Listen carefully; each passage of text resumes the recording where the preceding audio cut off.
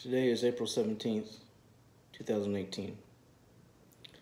According to the calendar, we're exactly 24 weeks post-op my double knee surgery.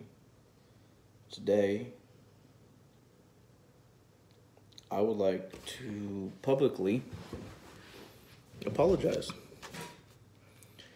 You might be asking, hey, why is Joe apologizing? 6 months post-op should be a joyous occasion. And it is, trust me. There's been things in the last few weeks I've experienced that I've never experienced in my entire life. What I want to say to my wife, Kelly, who I love dearly, my family, my gym members, my clients, is I want to apologize. What I want to apologize for is not being able to hide or sometimes control the pain caused the last 2 years of my knees. Now, the way I was brought up, don't be a martyr. My mom's a martyr, always complain this. I can't stand that. What I have not been able to do is put my physical pain, my anxiety, which I learned that I have from my father. Took him 40 years to tell me that might be a possibility. What I have not done is kept it at bay or seeked help when I needed it, as soon as I need it. I am seeking help now. I am doing better. I feel like I've turned a corner for myself, which in turn will help all other aspects of my life, all other relationships. The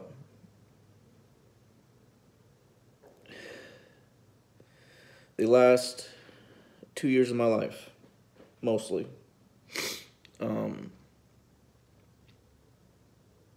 I needed to learn how to handle not being able to do things that I used to do, being able to say no, hey, I can't do that because I was in pain, and not so much say no, but to be able to handle it and be okay with it, knowing I had limitations, knowing that I wasn't as strong as I used to be. I let that basically change who I want to be as a person, who I told many people my thoughts, my beliefs, who I am. I let that get in the way. Now, that being said,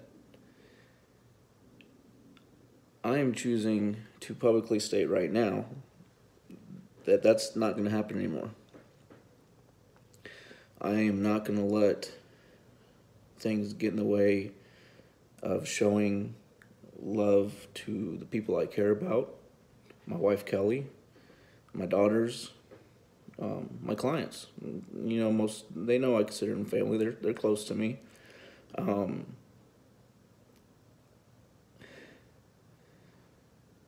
What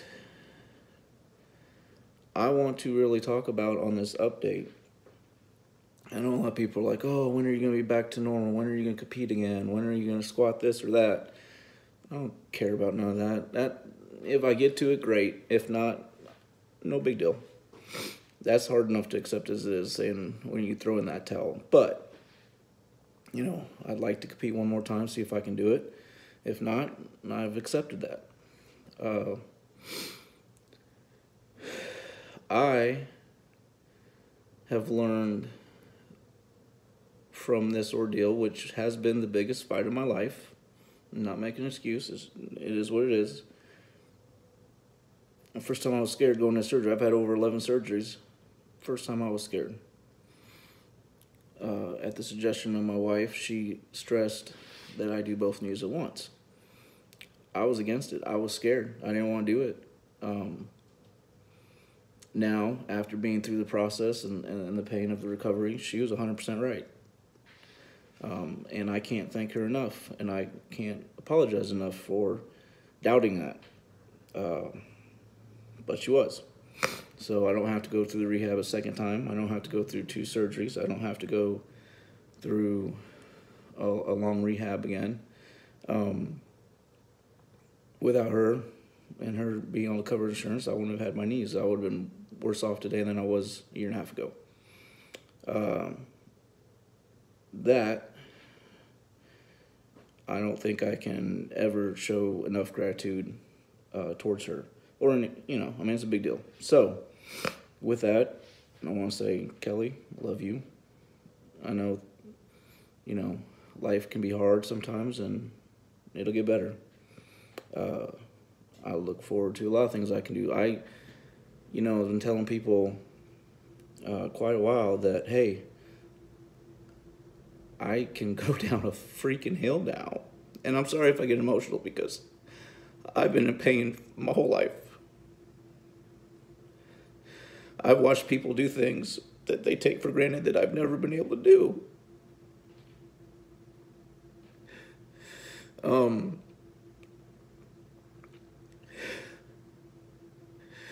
I've always lived a life of trying to prove people wrong. When the doctors told me I can't do this or that, I refused to listen to it. I might not be as good as someone who was born with normal circumstances. Fine. Doesn't mean I didn't try. Doesn't mean I didn't want to prove people wrong, because, when you're told you can't, most people will want to do that. I'm not going to give up on anything that I care about. Anything. The last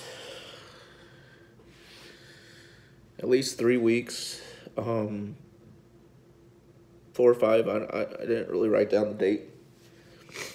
For the first time in my life, and I know a lot of people might not understand this, and I don't expect you to. First time in my life, my mind has not been consumed with pain. Now, I have my aches and pains just like anybody else. A little stiffness here, we train, things of that nature. But what I am most grateful for is that,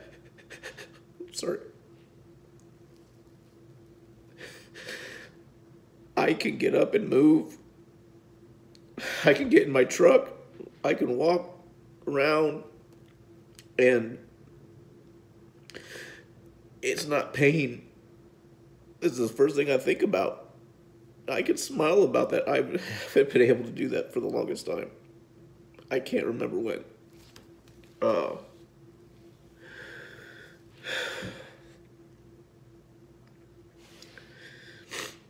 was today? Tuesday yesterday. I was doing legs at the gym, and Kelly was spotting me. And I was able to do 1.5 plate squats on the Smith machine, which is not overly heavy, but that wasn't the point. I was able to get into the position, focus on my quads, feel my quads, and literally squat. Now, it hurt the knee, there's still some swelling and stuff, that's fine. But I've always judged my pain as, if something hurts in the gym, you're in the gym. What matters is if it hurts outside the gym. Did you do something that affects you when you get home or the next 3 or 4 days in activities outside the gym? I kept checking my knees most of the day yesterday. Most of the day this morning. Probably looked like a manic pulling my shorts up to look at my knees to make sure they didn't swell, and they're not swollen. As of the last few weeks. Before surgery, I do leg day. Even if it wasn't heavy, and I'd be pain for 3 or 4 days. I couldn't get out of the seats. I couldn't do just little mundane things. I'm not saying I'm 100%, but like throwing the football with the kids, I was able to juke and kind of side shuffle, and I haven't been able to do that. Can't tell you the last time I did that with no pain. I was talking to some of the power lifters. Anyone who does deadlifts on the floor knows a big part of your power in the deadlift is your leg drive from basically a squat. It's basically squatting and then standing up with the weight and extending your back. And 5 plates the other day, which I haven't touched forever, felt easy. Or not easy. Let me correct that. It wasn't easy. 500 pounds, not easy. But I had drive that I don't remember feeling before.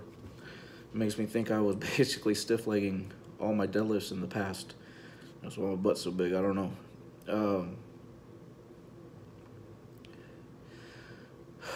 Things that normal... a seated cable row, when you have your feet up against the platform and you're pulling. In the past, that would the locking of your legs would cause knee pain enough to where I'd want to stop. Excuse me. I'd want to stop. Even doing something as simple as a dumbbell curl, which you're like, hey, why does a dumbbell curl affect your knees? Well, just the balance of your body does that. Another thing in the last few weeks, many of you are familiar with the 5 Love Languages book. One of my, or I guess my top one, I think, was physical touch. You know, I like to cuddle, you know, lay my head down, put my leg, you know, and one of the things that frustrated me more than anything was during the recovery period that my legs and knees were in such a pain, a state of pain, or I don't even know how to describe it when they get anxious, that being touched, as much as I wanted to be touched, I had to ask my wife not to touch my legs, or I wasn't able to fall asleep the way that we would normally fall asleep. That pained me. To me, for anybody that knows me, whether you believe it or not, as much as I usually fail at what I try to do to be my goals in life, whether it be, you know, as a trainer, as a leader, as a father, husband, whatever, I still do truly want to be the person I want to be. So by me having to tell my wife, please don't touch my legs, because of the way they felt, is the hardest thing I've ever had to do, because it was one of her ways to emote as well. For the first time in 3 years, my last knee scopes were what, end of 2015? For those of you who don't know, I had 3, those were my 3rd knee scopes. Since, I think maybe Chloe was 2, so, you know, 10, 11 years. I had 3 scopes in each knee. The first 2 times that I had these knee scopes, recovery went well, therapy went well, I was back up to what Joe did, no problems. These last ones, it was about, you know, a year and a half or so into our relationship, and I had the surgeries, and my knees weren't the same afterwards. So I wasn't able to do the normal things I do in life, you know, and part of that's being cuddly. That's what I like. That's what Kelly likes. And it hurt not being able to do that. And the one person you love the most, not being able to show it, you know, and not everybody can just switch how they show their emotions. I mean, we're wired, each one of us is wired a certain way. That is what it is. the last, like I said, 2 to 4 weeks, well, 3 to 5, we'll say 3 to 5,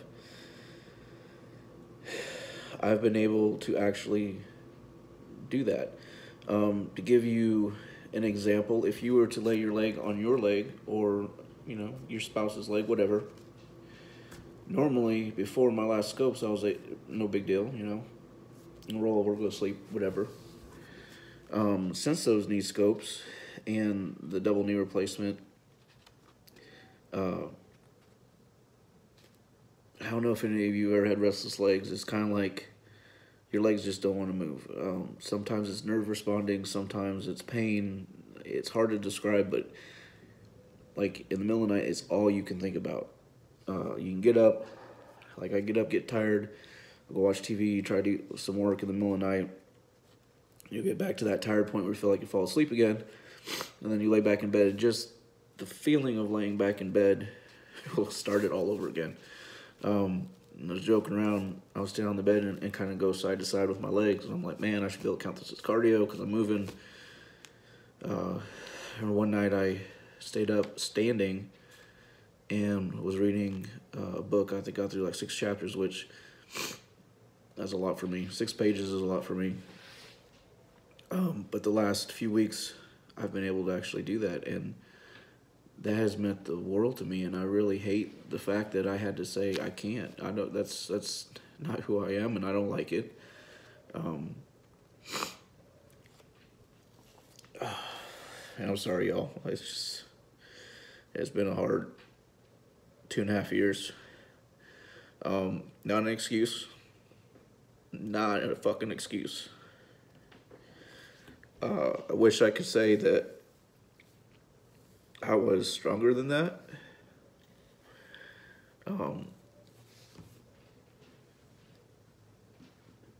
It is what it is.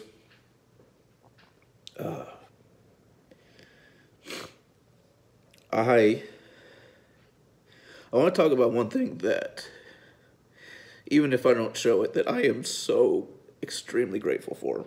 And that is my family at Destination Dallas. Our gym has grown, but we started out small thanks to Greg McCoy and Metroflex Plano originally. And the original cast of members that are still there, love us trainers. It's more than just coworkers. It is truly family. We've known each other 7-10 years. I can't even remember how long it is. We've all grown. We've had our ups and downs. I've been doing these videos. I've had people at various shows come up to me and say, hey, I saw your video, best of luck. I'm not owed that at all. Done nothing to deserve it. But I appreciate the fuck out of it. This has been the hardest fight of my life. It was the most scared I have ever been to go under a surgery, and I am the most scared I have ever been to do recovery. Been called cat with 9 lives. I've always came back, and that's great. I mean, I've done so many things. I've always come back. It was like, one more time. Joe's got it one more time. I don't know if I have one more time. So I put everything into this. I put everything into my last prep. I honestly think I'm still recovering from that, and I put way too much into it. As a coach to competitors, I know everybody wants to do their best, but do not let it control your life. You can get ready for a show and not have it fuck up your life. That's up to you, and only you.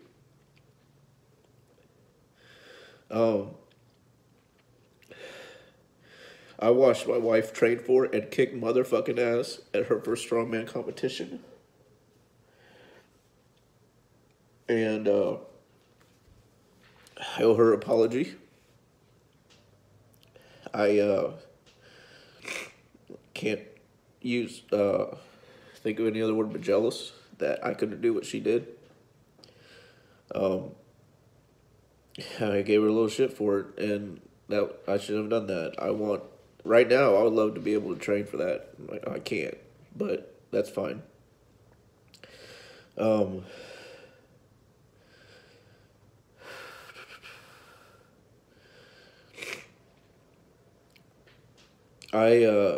for those of you who don't know the backstory of the surgery, just to remind everybody, not for sympathy, just to let you know, we went into surgery. We were told that I'd have surgery.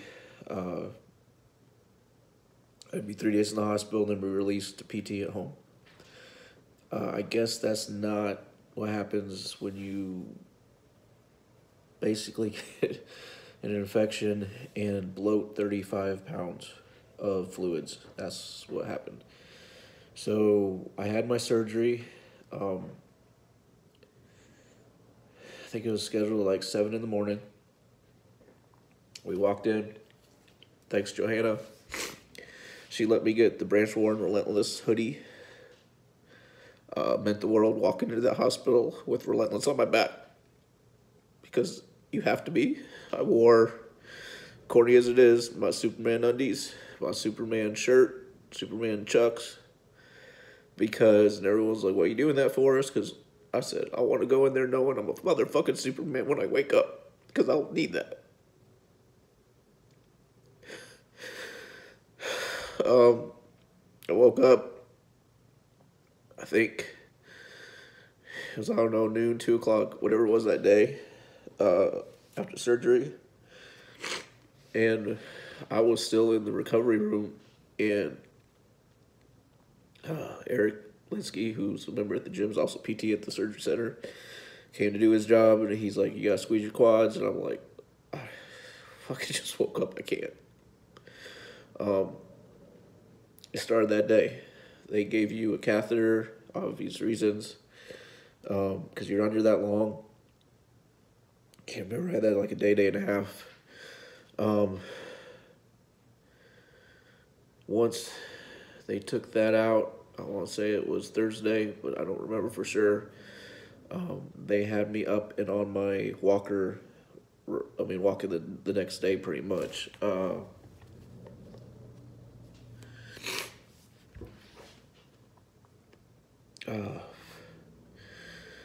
So I did that. Now, I weighed in at 2:07 the morning of the surgery. That was Tuesday. Friday, the lady comes in, I can't remember her name, about a rehab center, and we thought that it was going to be an optional thing, like, hey, do you want to come here and rehab? It was not optional. They were sending me there. So unbeknownst to Kelly and I, we went there Friday night. I had swollen so much, I had a hard time moving. If anybody's seen the pictures, it was pretty damn bad.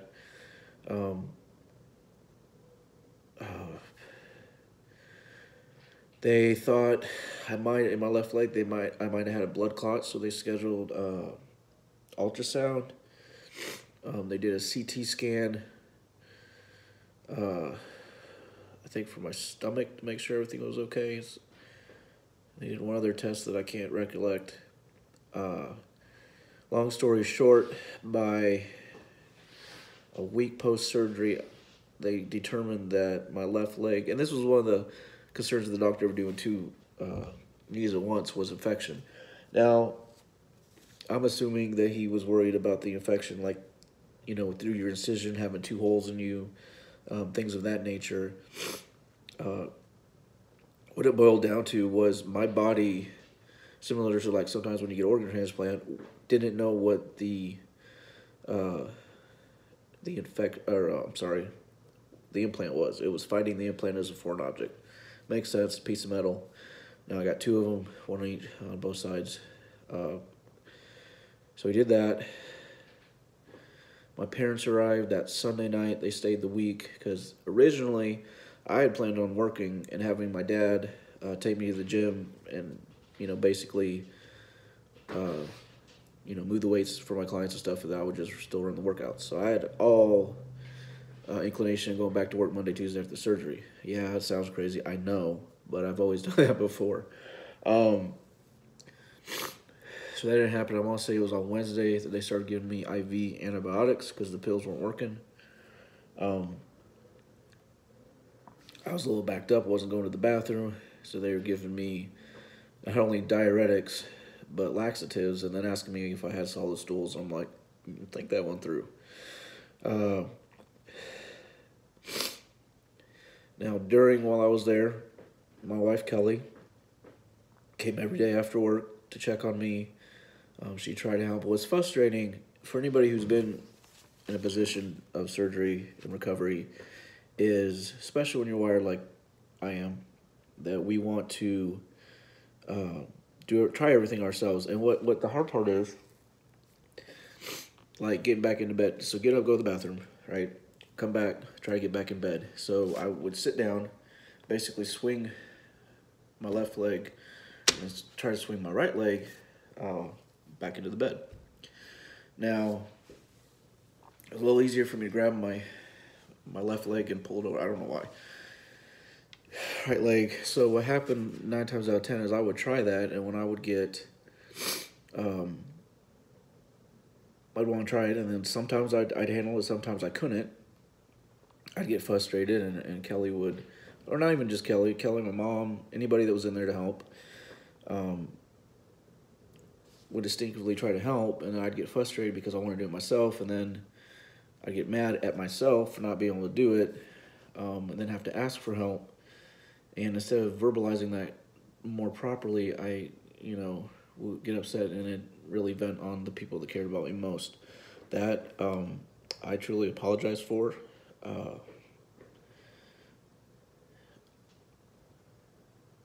I don't know how to describe that. I'm not making an excuse for it. Sometimes I just let my frustrations get the best of me, and I took it out on the people that I cared most about. Never happened again. Never.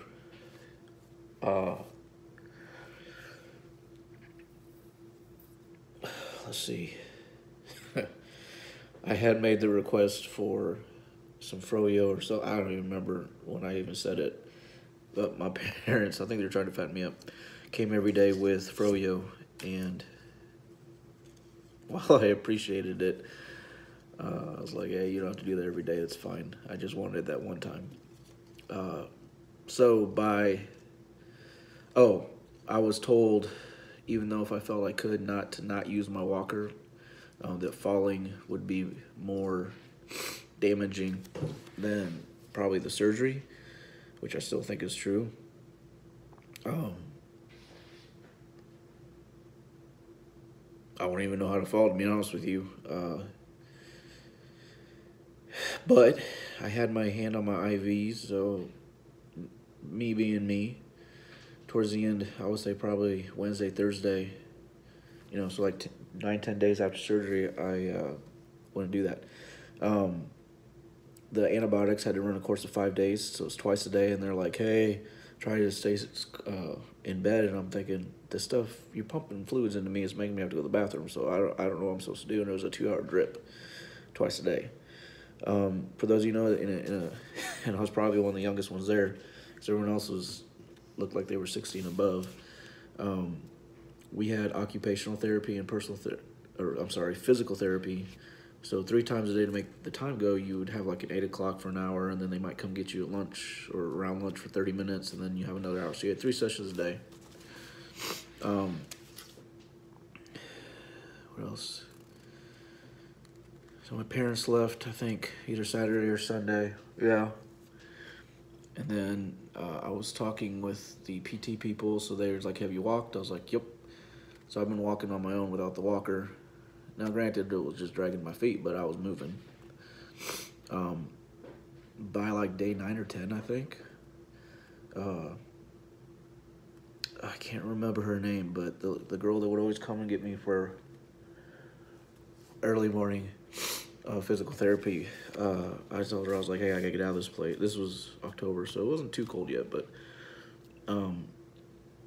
and she would take me out into the parking lot of the recovery center there, which is right behind Penn Stack on 75. The fresh air was awesome. Meant the world. When I was in there was only 2 sunny days, so that's hard to deal with. Middle of the night, I couldn't sleep, so I would walk the hallways probably every hour or so, every 2 hours.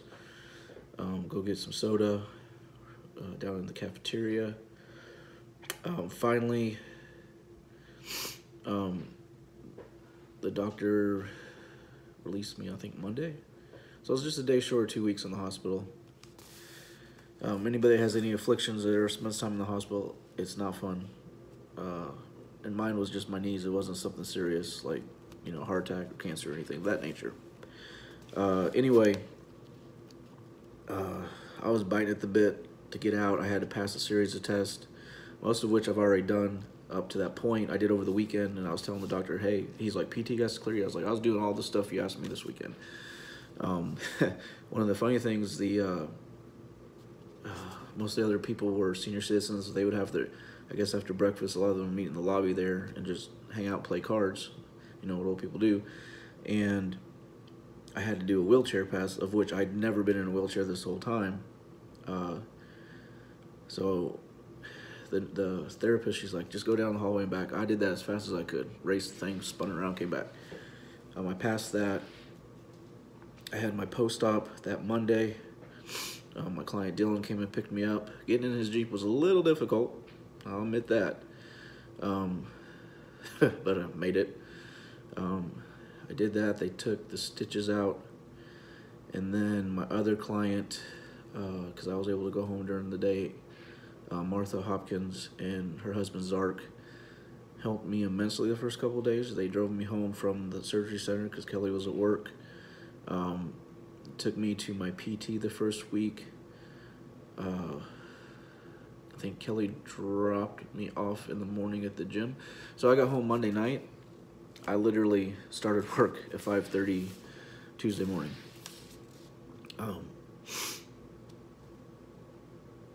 That's who I am. That's because, I don't get PTO, so I literally was working the day after I got out of the hospital. Not trying to earn points, not trying to brag. That's just what I do.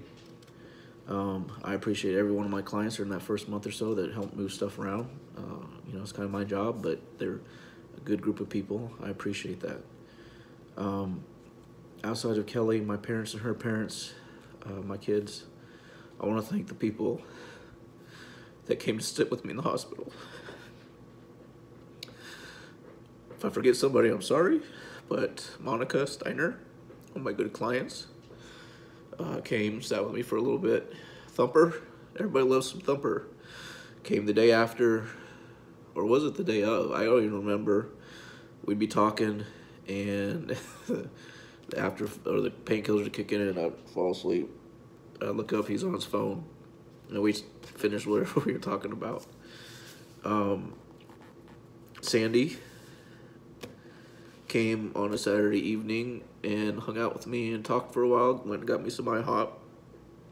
That was awesome. A little cold, but it was awesome having IHOP, hospital food. That's why I lost a bunch of weight. I got down, I'd probably dropped, once the flu got off, I dropped another 10 pounds because even though I'm supposed to eat, the food was not that great. Who else came? Yolanda Rodriguez, old friend of mine. She came, hung out for a little bit. Doug, my boy. If you want to know two good people, Doug and Whitney Grammer, I love you to death. My clients, but they're not clients now. They're family. He came. It was like that Monday, first Monday I was in the surgery center. He came and stayed the whole day. Went with all my therapy on his day off. He don't have to. He's a lieutenant for Dallas Fire Department. Now was studying for that test, and he took a day to stay with me, and I didn't even ask him. He just showed up. Unrepayable debt, brother. Unrepayable. Dylan, Alan PD, one of my other clients, came on duty and had to get called away because he was working in the middle of the night. Because as you know, I mean, you might sleep all the time, but you literally are up and down.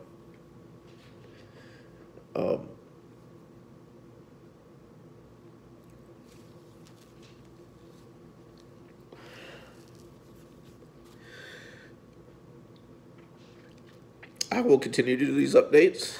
I have a yearly checkup with the doctor. He told me he wants to see me in a year, and then every 2 years till he retires. I understand this is not a lifetime procedure, that I will have to do something down the road. I'm okay with that. I'm okay with having to scale back and change. I don't want to say change, but do different things that, you know, some things that might not be good for my legs. Not that it hurts per se, but that, you know, might be a little more damaging. During my leg workouts, I'm not pushing a lot of weight. I almost feel like I don't have to. I'm feeling quad stimulation I've never felt in my life with minimal weight. Also, just not to be explosive. So a lot of stuff I'm doing is controlled, slow reps. I'm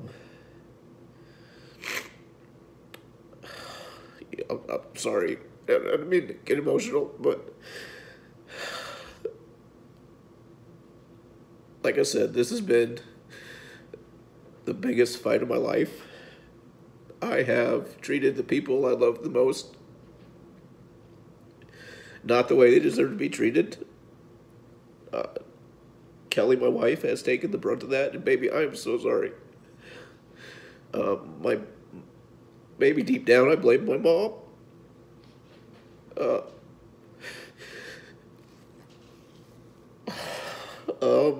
Which is totally wrong. Mom, Dad, I love you.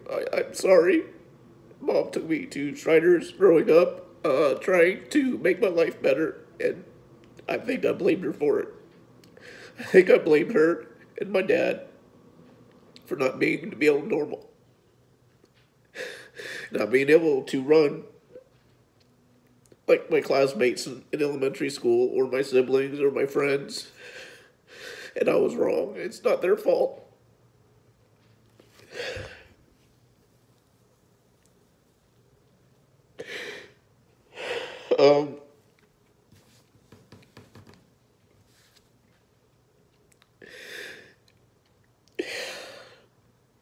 My mom had a very difficult pregnancy with me being the first child. I had, I guess, a twin that she miscarried at 5 months and was extremely sick afterwards. And she says she fought with everything she had to make sure that I came into this world. And I have done nothing but been ungrateful. And I'm sorry. I'm publicly putting this out there because I don't know any other way to give myself accountability. If I do a contest prep, I hire a coach, Jonathan Irizarry. It's like a little brother's been there for me, kept me accountable, said the things I didn't want to hear when I did it. I appreciate that, brother. I appreciate it. Thank you so much.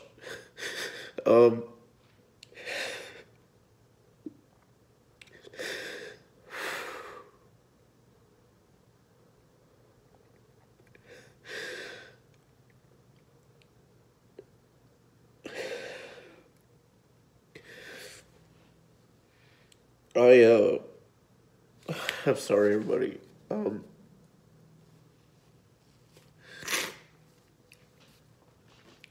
For anybody who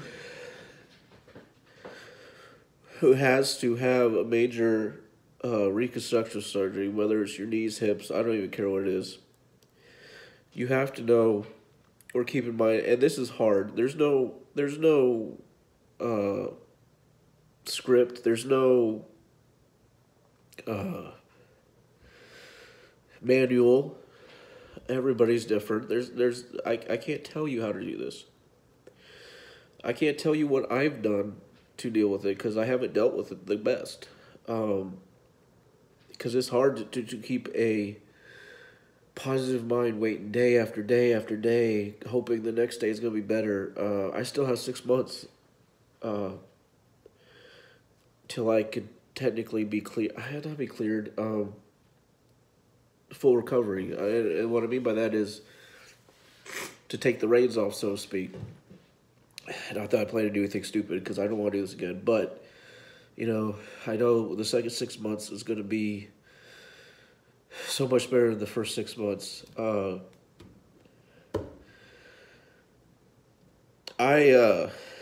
this is long. We're working up on 40 minutes, but I felt that I needed to do a heartfelt, I don't want to say confession, but to be honest, let everybody know that if I, at any point, came across as being an ass, being angry, whatever you want to call it, I am truly sorry.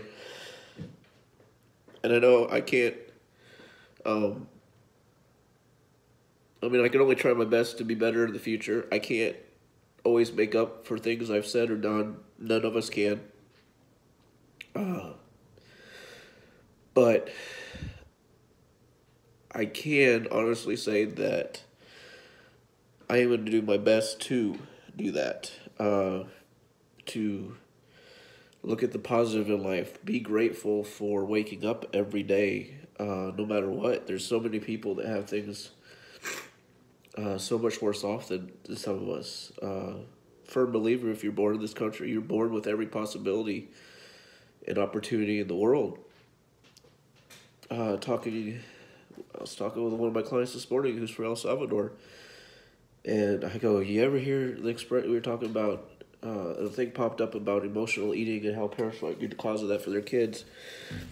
I made the comment, did you ever hear that statement, clear your plate? She's like, clear my plate? I'm from El Salvador. I always clear my plate. And I wasn't laughing at it, but I was like, yeah, people just don't get it, how lucky they are to be here. I could probably talk for an hour, but I felt that I needed to get some things off my chest.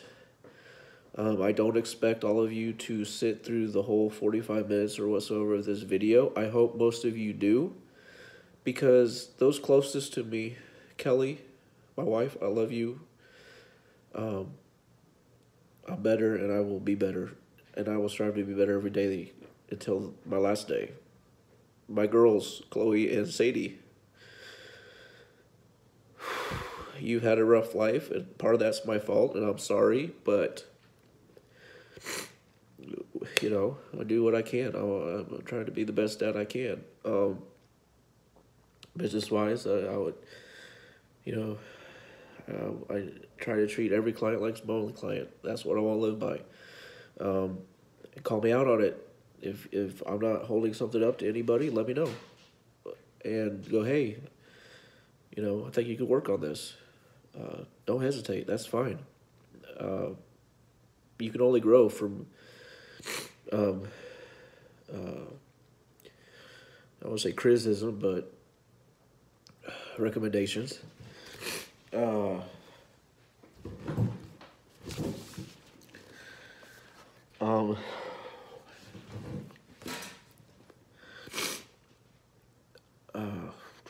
don't know.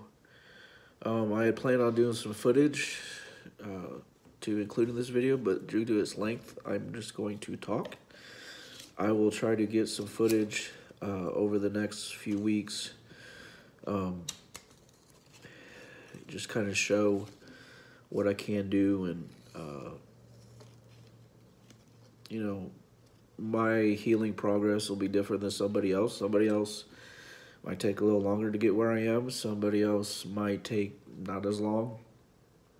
There's so many variables to it. being somewhat in shape.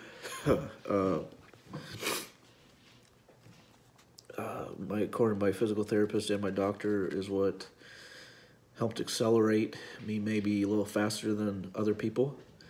My ability to push, to being used to being in pain. I was able to push when I went to PT. No matter how much it hurt, I would push and wind up being in pain afterwards, but it didn't matter. I was going to do whatever they told me to do, or die trying. So, Dr. James Lewis, Allen Sport and Spine, I'd like to thank him and his staff. He has done every one of my physical therapies after every surgery that I've done since I've lived in Texas. Much appreciative. I will do some more updates later. Like I said, we're pushing 45 minutes. The people I do tag on this, I do hope that you watch the whole thing. And I will do another update in about a month. Thanks for paying or tuning in, whatever you want to call it. And like I said, I apologize for being so emotional, but like I said, this has been the biggest fight of my life, across the board, emotionally, physically, mentally. But I do think I'm past the hard part, and I am forever grateful to everybody that has been there to hold my hand, so to speak, even if I didn't appropriately demonstrate that. So that'll change, and I look forward to the next 6 months of recovery, and I look forward to being able to do whatever is done. And as you can hear, it's time to take out the dog. So like I said, all the people close to me, I love you. I am extremely grateful, and I'm sorry for any hurt that I might have caused, intentionally or not. So look for further updates, and I'll keep everybody posted.